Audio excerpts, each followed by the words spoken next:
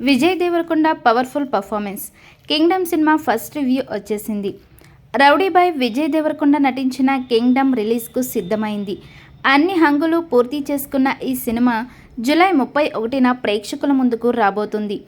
గౌతమ్ తిన్ననూరి దర్శకత్వంలో తెరకెక్కిన ఈ హై వోల్టేజ్ యాక్షన్ ఎంటర్టైనర్లో భాగ్యశ్రీ బోర్సే హీరోయిన్గా నటించింది. సత్యదేవ్ మరో కీలక పాత్రలో మెరిశాడు.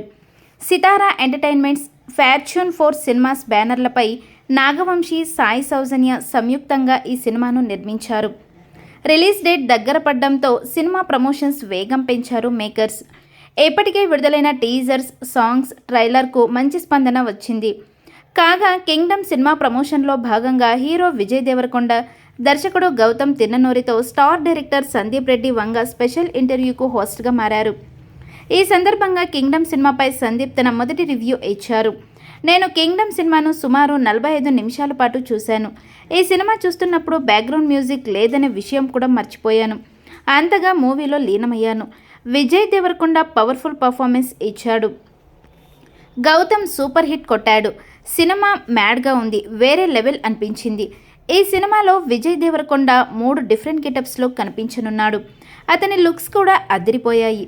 ఫస్ట్ లుక్ విడుదల సమయంలోనే నేను విజయ్కి ఫోన్ చేసి లుక్ అదిరిపోయిందని అన్నాను. ఇప్పుడు మూవీ చాలా ఎక్సైటెడ్గా ఉంది.